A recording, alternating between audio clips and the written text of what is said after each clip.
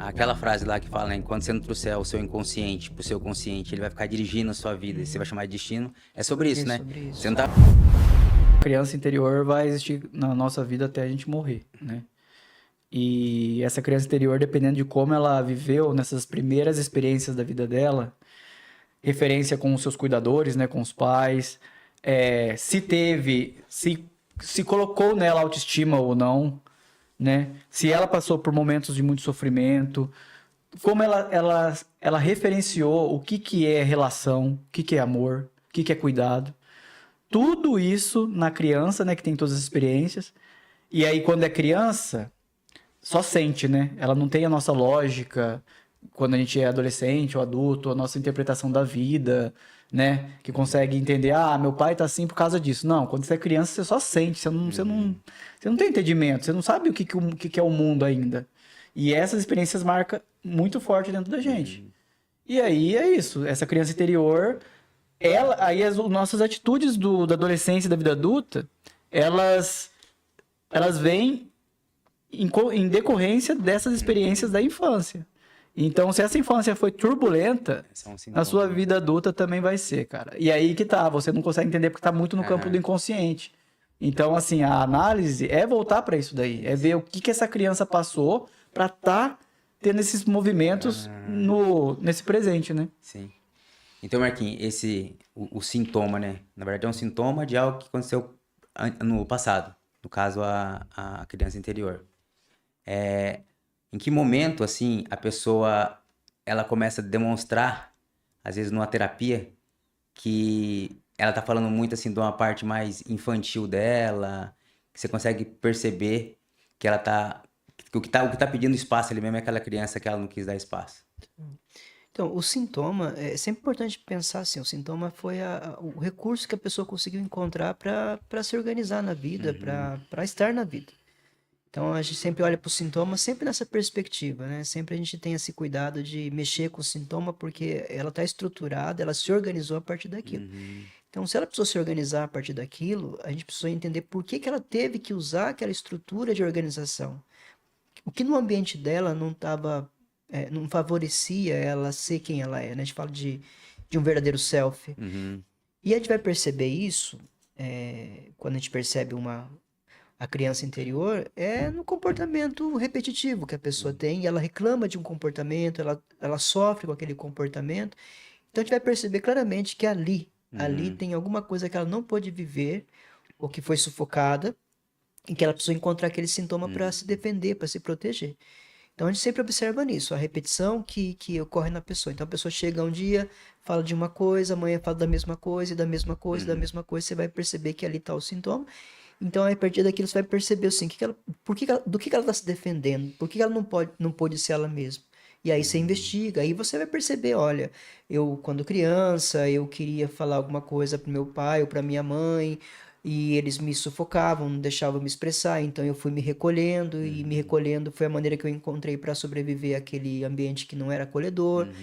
Aí você vai trabalhar essa criança que foi ferida para que ela possa entender que hoje ela adulta pode olhar para essa criança e ressignificar a história, né? Entender que os pais fizeram o que podiam, aquela coisa toda, mas que ela hoje pode ser diferente, ela pode visitar essa criança, acolher essa criança e a partir disso fazer as pazes com a sua história e continuar o caminho sem esse sintoma ou minimizando os efeitos desse sintoma.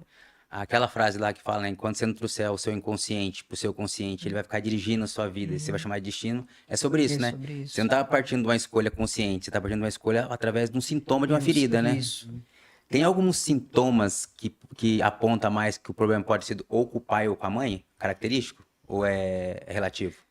Olha, cara, geralmente a figura do pai é uma figura responsável pela segurança, né? Uma pessoa muito insegura deve ser alguma coisa ligado à figura do pai. A figura da mãe está muito ligada ao aconchego, ao acolhimento, ao amparo. Então, uma pessoa que se sente muito desamparada, uma pessoa que tem uma dependência emocional excessiva de outros, pode ser que seja alguma coisa ligada à mãe, alguma falha ambiental nesse sentido, né? Então existe sim. Mas é claro que isso não é uma regra. A gente tende a olhar nessa perspectiva, mas pode ser o contrário. E como eu falei já em outra ocasião, o trauma, a ferida, não é exatamente sobre o que os pais fizeram, é sobre como a criança entendeu aquilo.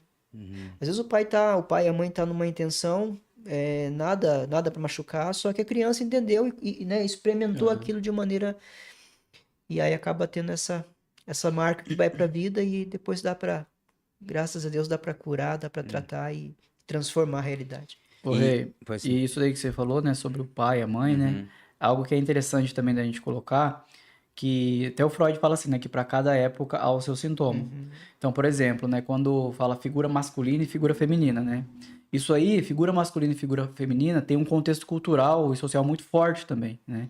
E hoje a gente vê, né, relações homossexuais e tudo mais, que são crianças que são adotadas por isso daí fala, mas e aí? Se são, né, dois biologicamente homem ou biologicamente mulher.